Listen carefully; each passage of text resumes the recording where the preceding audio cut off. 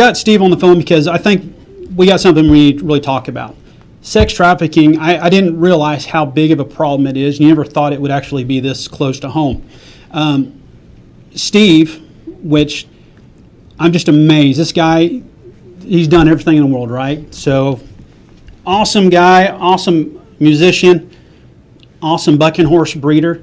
And then, Steve, talk to us a little bit about your passion.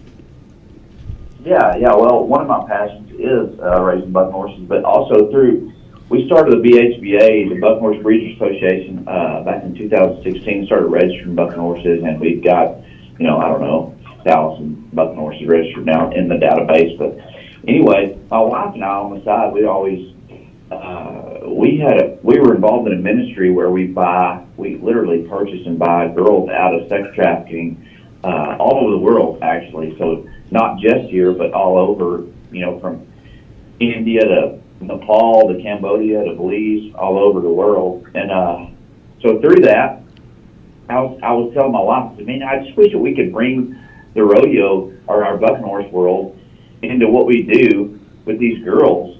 And so it led us to start a 501c3 nonprofit called the BHBA Freedom Foundation.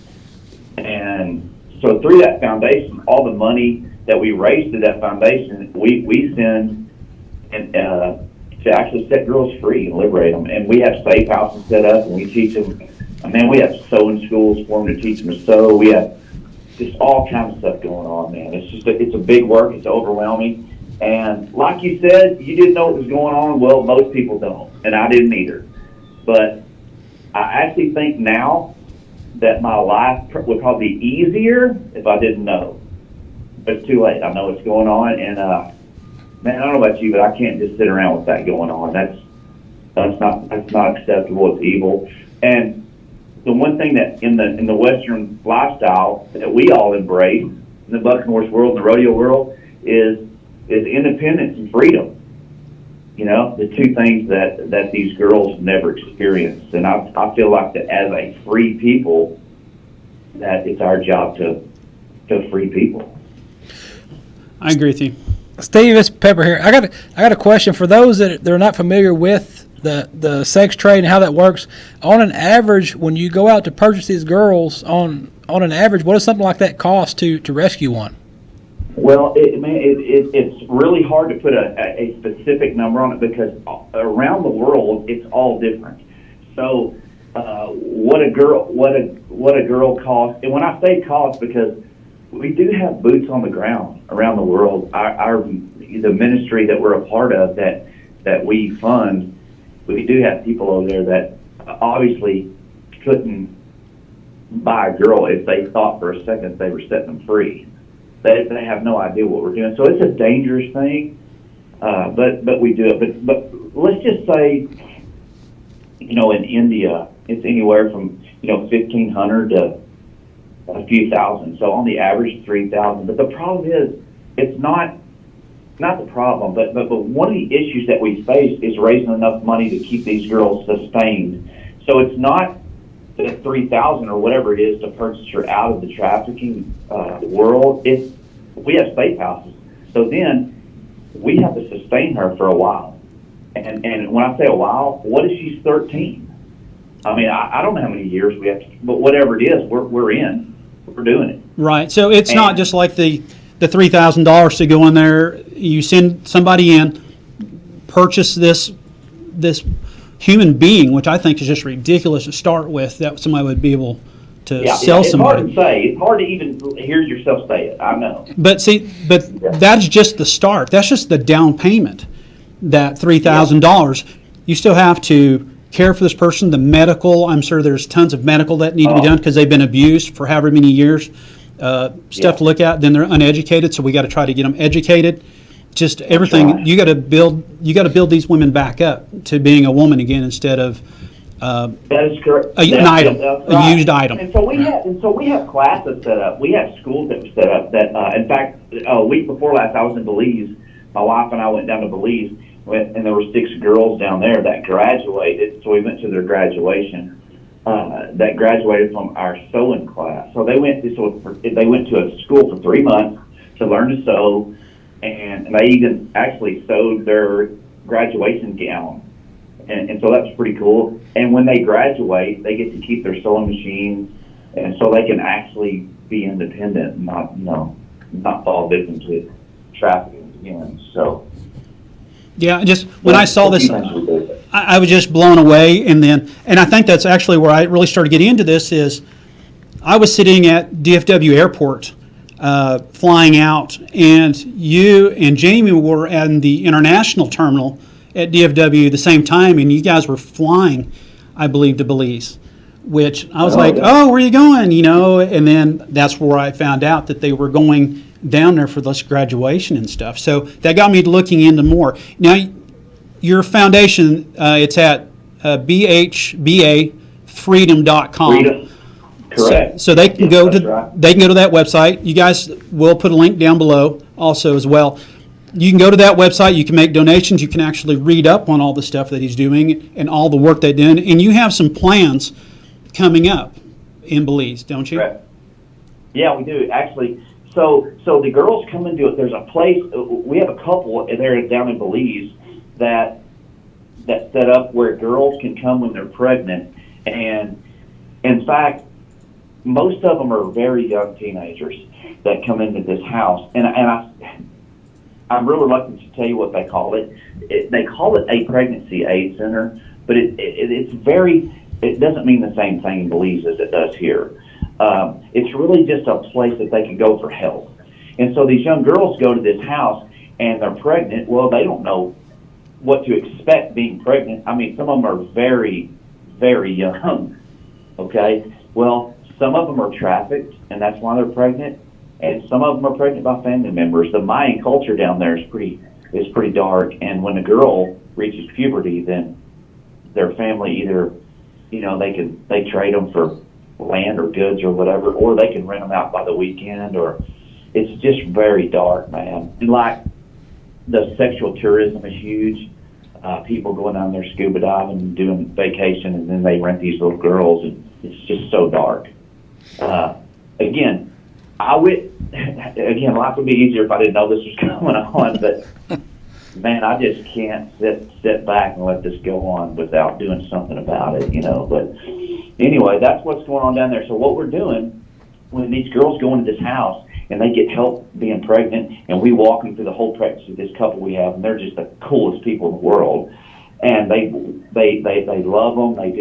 They do Bible studies. They pray with them. They help them through their whole pregnancy and all this.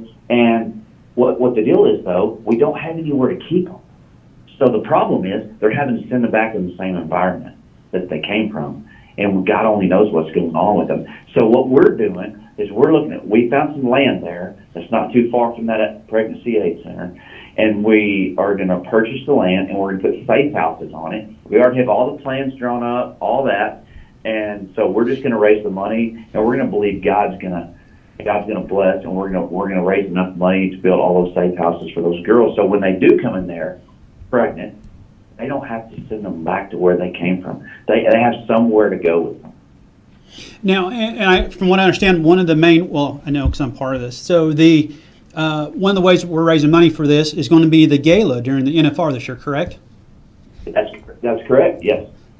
So it's called the Legacy of the West Gala, and it is at the Renaissance, which is across the parking lot from the convention center. So if you're at the convention center, you're in NFR, Cowboy Christmas, all that, the Renaissance right across the parking lot. It's December the 12th on Thursday afternoon, and I think it's from 2 to 4. Yeah, I believe it's 2 to 4. And Yeah. for everybody listening and watching this is your chance for two things. One, you get to donate to a great cause, like a really great cause. And then two, if you wanted to hang out with all the who's who of the rodeo and entertainment industry, this is a place. This is Black Tie Affair. I'll be there. Michelle's going to be there. Steve's going to be there. I know I was on the phone earlier today. There's the list of NFR contestants that are already there. You can buy a table for, I think it's $1,000. You can get a table. And then you'll have extra tickets on that table, or you can actually buy tickets to sit at a certain table. So if there's some people that you want to sit with and the seats are available, then you can go sit Yeah. with Trevor Yeah, Brazil. like you, like if you want to sit with Stevie Hillman, or if you want to sit with Isaac and Brittany Diaz, or if you want to sit with Ty and Paige Murray, or whatever. Like, I think you can buy those until that table actually sells out. I think you can buy tickets to sit at that table. And in fact, I think there's going to be some general admission tickets where you can just stand up. Like, the tables are full, we're still going to let people in. There's going to be a live auction. It's just going to be a cool thing. It's going to be a red carpet where you can walk, get pictures on the red carpet with your, significant other. But you're going to get to really mingle with the greatest athletes the sport offers right now. That's for sure. So, and I think it's amazing. Like I said, Michelle and I are going to be there. Pepper, you're probably going to be there before it's over with. And then the red carpet. So it's a black tie, so you get to dress up. So you'll see me in a tuxedo minus the tails because I'm tired of people riding it.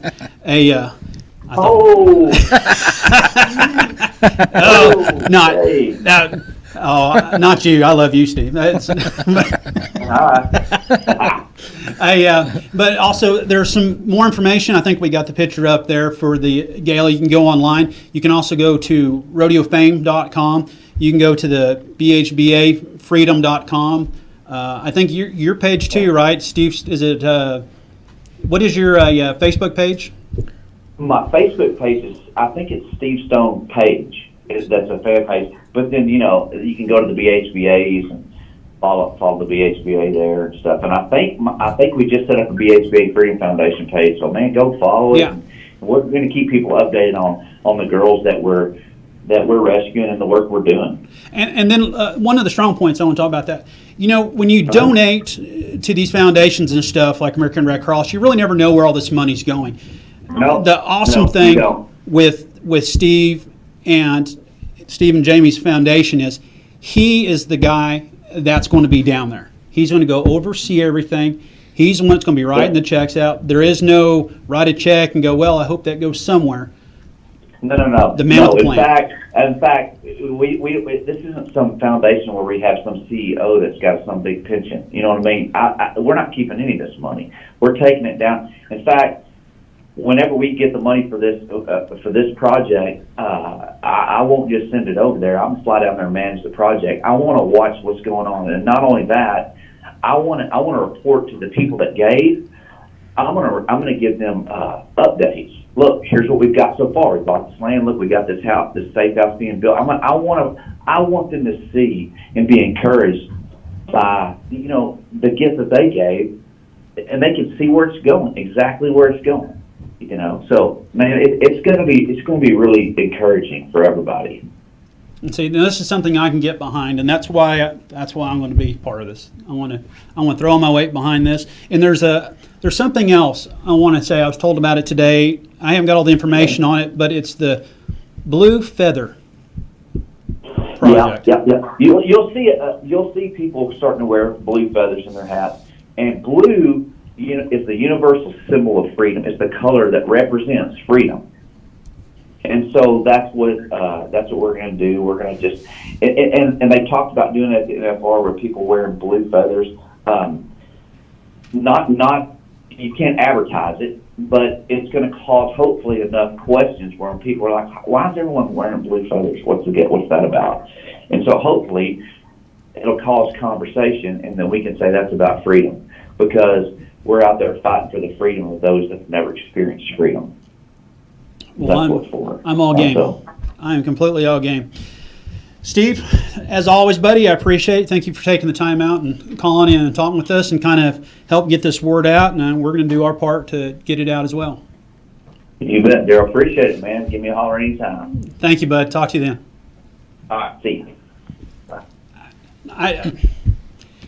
After looking at all this and reading, who wouldn't want to try to help with this? And you got to think too. You're thinking in today's times, in the world we live in right now, it's mind-boggling to people to think that still happens, that's still going on. Right.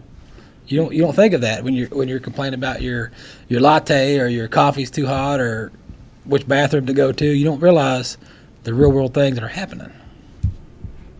Well, and with the freedom, I'm hoping that'll shed a lot of light on it and bring it to the forefront, and maybe a lot of people will help out.